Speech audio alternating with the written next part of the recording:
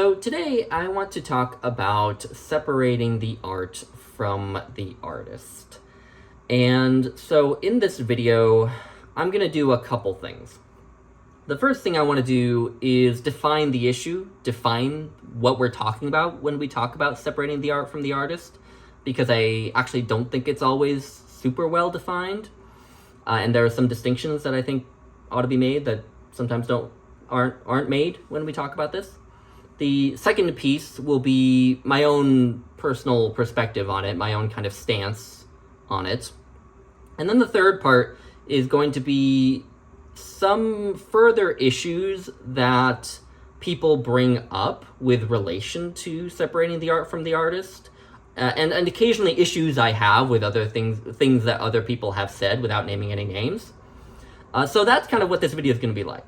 Okay, so I'm going to launch into that first part, to what we talk about when we talk about separating the art from the artist.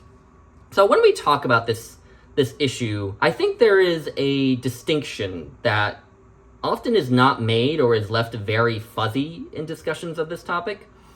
So really when we talk about separating the art from the artist, we're talking about two different things. The first thing is allowing the person who created a certain work of art, this being books would be the primary example, allowing the author, who the author is as a person, what they have done, said, whatever, allowing that to influence how we actually judge the merits of their work. So that's the first issue. The second issue is less about actually how we judge the work once we engage with it, and more about, do we want to put money in the pocket of this person that is bad or that we don't like? And I like putting it as putting money in their pocket, but by that I kind of mean a very broad spectrum of behaviors, right? There's buying someone's book, which would obviously give them a royalty, but there's also reviewing their book on a booktube channel. There's posting on social media. There's putting the book for sale at your bookstore if you are in such a position, right? There's these other aspects of that I think go into it, but I like to put it in short as putting money in their pocket, right? So we've got these two ideas here that often aren't distinguished between. So I want to unpack both in turn. So to start with that first one, with whether we should allow who the author is as a person to influence how we judge the work. In this case, I dismiss this practice out of hand, and I also frankly don't really think there are very many people who actually do this. If they do exist at all, I think the percentage of the population that they make up is vanishingly small, and I think they are on the fringes of discourse on all this. I think people who would do this are the kind of people whose opinions on art I would not really ever take very seriously, because they seem not really to get the point of engaging with a work if they let who the person is who produced it affect their judgment of the work. Now, I am going to return to this issue a little bit later when I talk about some other general issues, so stick a pin in this a little bit. But as just a hypothetical, let's say that some naive reader finds in the bookstore a copy of The Mists of Avalon by Marion Zimmer Bradley, and is intrigued by the description on the back cover, as well you should be, because The Mists of Avalon has a really cool premise and is a really cool book. And they don't know anything about Marion Zimmer Bradley, right? They go and they read it, they're blown away, they love it, as any good reader should be, because The Mists of Avalon is amazing. And then they find out, somewhere down the line, that Marion Zimmer Bradley was at best an enabler, at worst a facilitator of her husband's sexual assault of children. I doubt that they would then look back on The Mists of Avalon and say, oh, well, because Marion Zimmer Bradley was awful, that must mean the book was awful too. And then go and give it a bad Goodreads review or a bad review on BookTube or whatever. Again, I think the number of people who would do that is quite small, because it just clearly shows a lack of ability to engage with a work of art. So I don't think we need to talk about this for too long. That second issue that I brought up before, I think, is much more what gets under people's skin. So this is the issue of not should I let who the person is affect how I judge the work, but should I put money in their pocket? Again, putting money in their pocket defined broadly. So J.K. Rowling has kind of become the primary example for this, because she's a living author who is an awful person. I don't need to go into it, but her whole personality has become transphobia at this point, and she has actively done things to harm transgender people, and we don't need to get in depth on it, but she's kind of the prime example now of the living author who does still very much benefit from the works that she's famous for, the Harry Potter books. And the question becomes, should we put money in J.K. Rowling's pocket? And I think there are a couple of things to say with regards to this.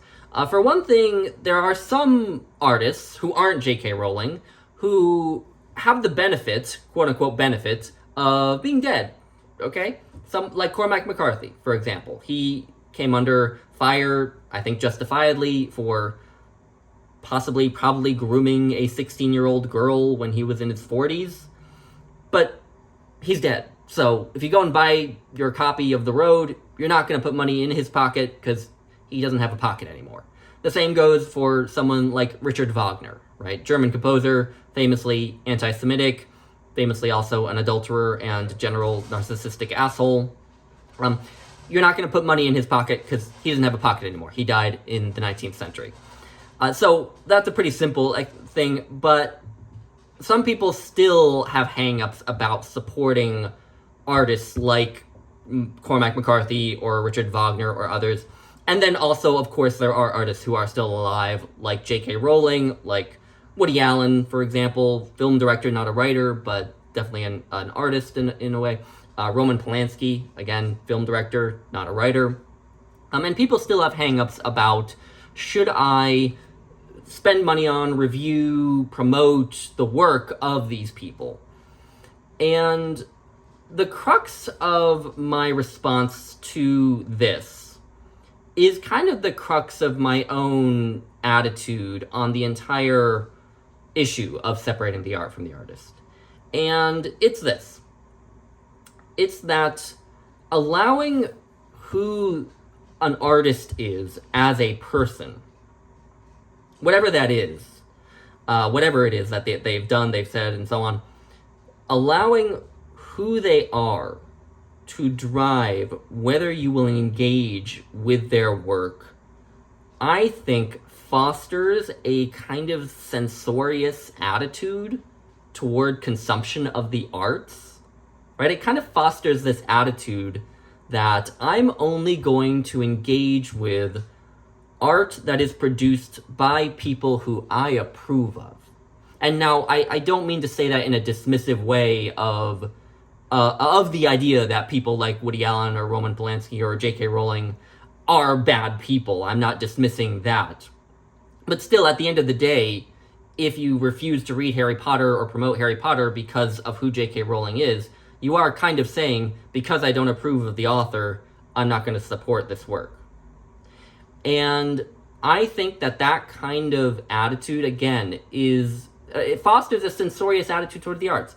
And look at it this way. Censoring or refusing to engage with works of art because of who the artist is as a person is generally the way that authoritarian regimes behave. That's what Nazis did. That's what Stalin did. That's what the United States probably will start doing soon.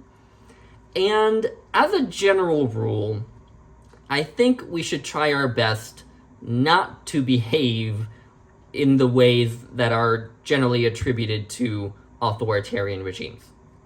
I think. And, I think this attitude does sometimes have real effects. And I think a good example is with Blake Bailey's biography of Philip Roth. Blake Bailey wrote this biography of Philip Roth a few years ago, and it was supposed to be published by W.W. Norton, but then the publisher pulled its publication, and it was pulled from bookstores, at least for a time, because it was revealed by several women that Blake Bailey is a creep, probably sexually assaulted several women when they were quite young, when they were girls.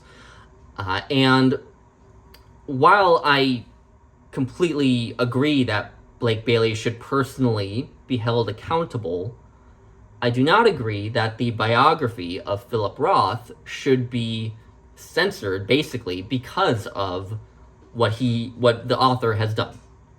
That's what I think. Again, does not at all preclude him being held accountable as a person, of course.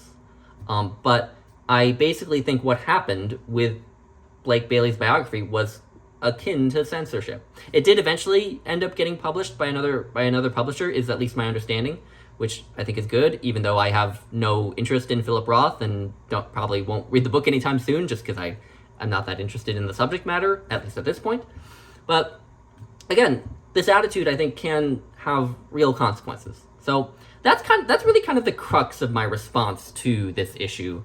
And so if you want, you can kind of stop the video here, but as you will see based on the runtime, I have a lot more to say on this topic. One further thing I want to get to, while we're on the topic of putting money in people's pockets, when people think about, should I buy a book by J.K. Rowling, should I go see a movie by Roman Polanski or Woody Allen, should I do reviews of Cormac McCarthy's books or whatever, they think that when they support a work or when they pay money to engage with a work, that money only goes to a single person. And that's rarely true. It's rarely true that when you buy a book, or when you go to see a movie, or when you buy an album, if we're talking about music, or if you go to an art gallery, when you pay money to engage with a work of art, it's rare that money goes to just one person. I mean, in fact, I think most of the money you pay for a book goes to the bookstore, goes to the publisher, and then a royalty goes to the author.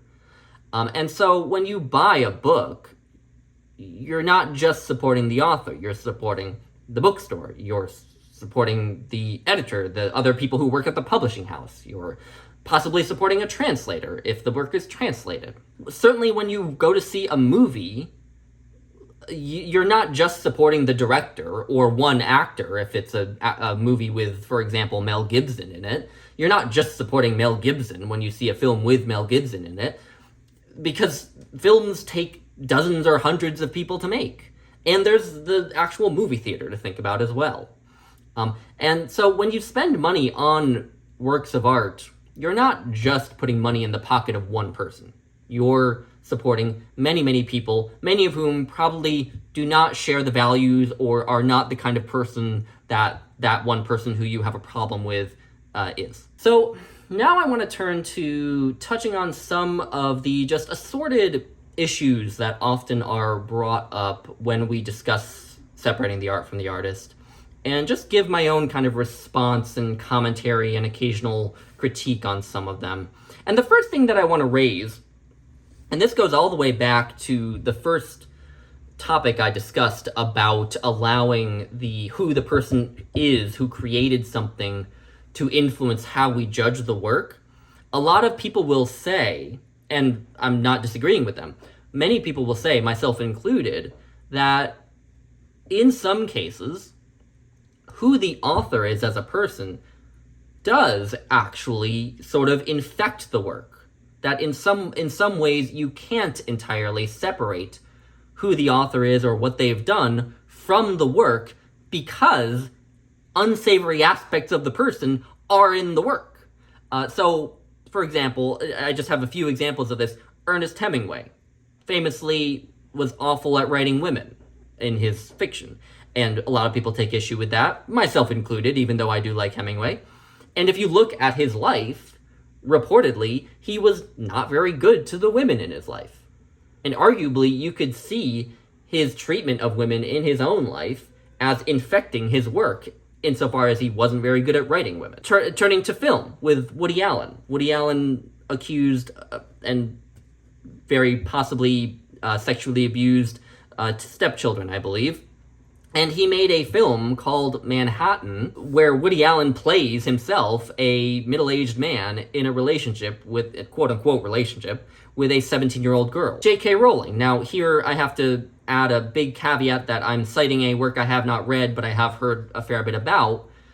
J.K. Rowling is well known to be extremely transphobic, and she has written crime novels now, in which one of the villains is a cross-dressing serial killer, and that is a transphobic trope that used to appear a lot in crime fiction and so on. So that you could see as her transphobia infecting what she writes.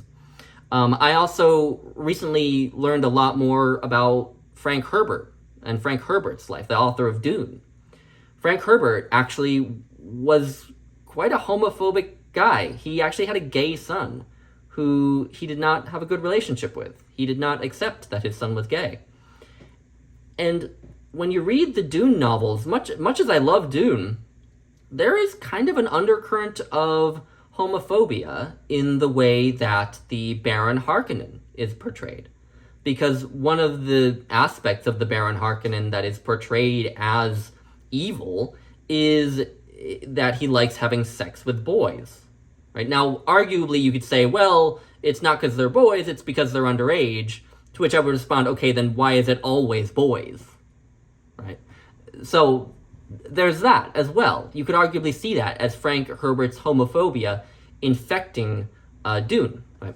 And, you could go on. I'm certain other people would have other examples. These are just some that I could think of from my own reading.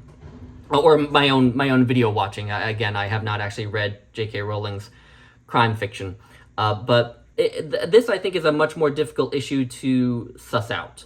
But I do think that there is a kind of seesaw here. There's a seesaw where on one side of the seesaw is the merits of the work, the literary merits of the work, and on the other side is the problematic aspects of the work that may or may not be emerging out of who the author is as a person. Right? And there's a seesaw here. So the work may be so undeniably good that it very much outweighs the problematic aspects, right? But there may be a point where the work is not really good enough, and so those problematic aspects are really difficult to ignore. And different people will kind of have a different weight to different things, right? And I have two responses to this. The first one is that if we decide, or if you decide, or if an individual decides that a work is so good that they can't deny it, even in light of what's problematic about it. By the way, with something like Dune, for example, I love Dune, and I will say that till the day I die. It's a great, great book, right?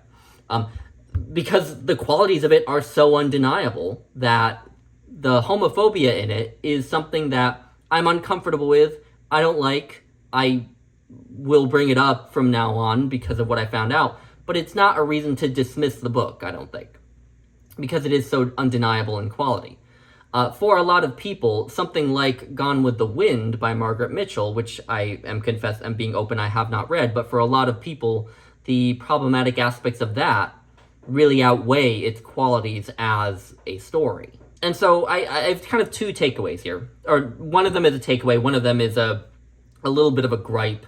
The takeaway is that I think it is not only totally fine, but I think in some ways important to talk about the problematic aspects of a work when you discuss it. Maybe most especially if you really love it, right? To grapple with those works and wrestle with them, or at least mention them, acknowledge them. So that's one thing. I find it very important to point those things out when I see them, even when it's in something that I like a lot. And the other one, which is a bit more of a gripe, is that what I do see in a lot of corners of not so much BookTube, but it's more on like Instagram, Bookstagram, I guess, and Book Talk on TikTok, is that the side of the seesaw with the problematic aspects is given very much disproportionate weight. So those problematic aspects of a book, like the arguable sort of subtle homophobia in Dune, start to have disproportionate weight relative to the merits of the work.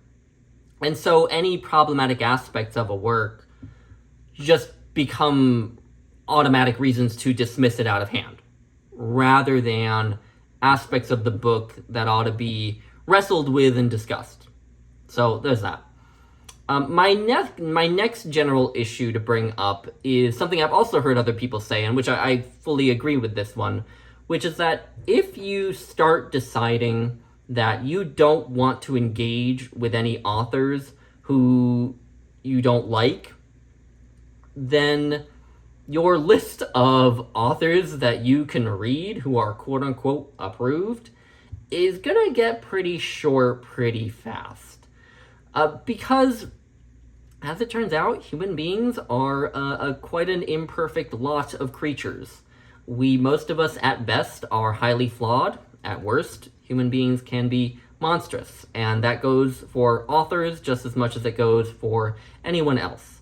And so if you start allowing who an author is as a person to inform whether you will engage in their work, and start refusing to engage with the work of people you don't like or people who were bad people, then your list of authors is going to get pretty small pretty fast. And this really hit home for me a few years ago when I read David Blight's biography of Frederick Douglass. It's a great book, and I love Frederick Douglass. I own some of his books, and I want to read more of him. But something that you find out in this biography, and you can look it up on Google as well, is that Frederick Douglass really had really problematic attitudes toward Native American people. He seemed to kind of, frankly, by my assessment, be kind of contemptuous of Native American people. And I was really disappointed when I read about that, right? And those of you who aren't familiar with that aspect of Frederick Douglass, I imagine you would be disappointed as well. But I don't think I or anyone should go out and say that we shouldn't read him or engage with his work. I mean, it's Frederick Douglass, right? So that's another point. And then now at the end, I want to respond to one point that I have heard made in certain quarters that I actually do very much disagree with. So I've heard some people, in response to separating the art from the artist, I've heard some people make the argument that we shouldn't hold people from earlier eras of history accountable or judge them for their actions or who they were, because we ourselves in the present never know what we might be judged for in the future. And we wouldn't want people a century or 2 centuries from now to judge us for things that we may be doing now that maybe in a century or two other people will see as problematic at best or possibly even heinous at worst.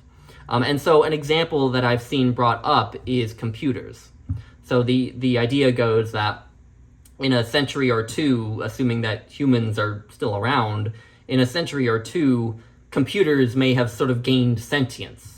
And so people may look back on us right now and the way that we use computers or iPhones and other electronics as a form of slavery or at least exploitation, right? And we wouldn't want to be judged in that way because we don't know any better, right, at this point. And so the argument goes that we should apply the same logic to people from earlier eras, from earlier in the 20th century, from the 19th century and before, right? That we shouldn't judge them too harshly because we wouldn't want to be judged like that in turn. I have a massive problem with this stance. I think it promotes a kind of moral relativism that I find really troubling. I feel like it's basically saying that because we don't have this omniscient view from an infinitely far place in the future of what is right and what is wrong, that we can't judge anyone or hold anyone accountable. Maybe not hold anyone accountable, it can't judge anyone, in particular artists. I just find that a really flimsy argument, because whenever, I mean, yeah, our knowledge now of what's right and what's wrong, it may change. In a century or two, we may be seen as exploiting computers and iPhones and whatnot. That may very, very well be true.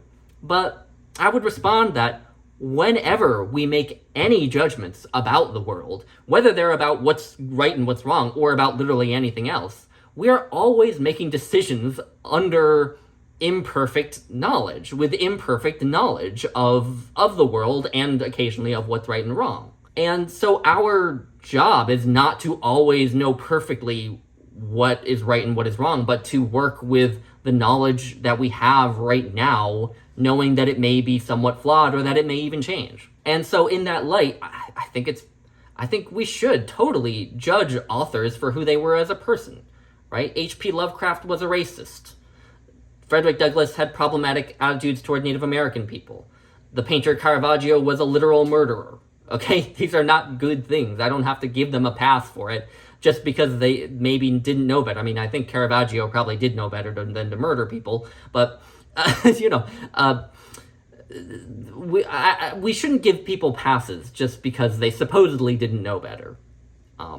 And there's also the argument to be made that they probably could have known better, because it's not like in H.P. Lovecraft's day there were no white people who didn't realize that racism was a problem, right? But anyway, so that's the last thing I wanted to respond to and to give my own kind of criticism of it, because I find it a highly problematic stance. So anyway, that is my discussion. I will leave it at that. Happy to hear anyone's thoughts on what I've said, and I will talk to you all again soon.